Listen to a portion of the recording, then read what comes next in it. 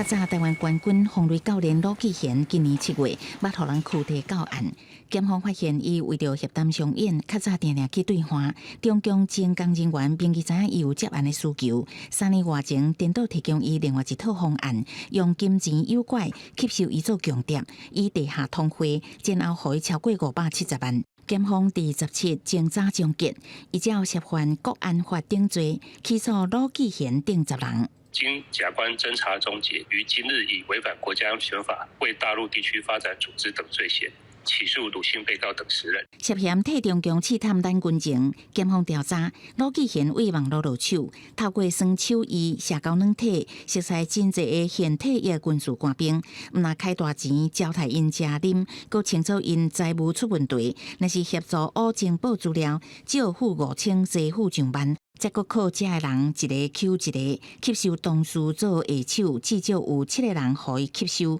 为国防部、电电社、金防部、关机部一直到海巡，拢有现退役的军人涉案。很多共谍案实际上是我们官兵检举了以后，然后我们跟检警去配合，那么做一个追查。怎么会涉及国安法？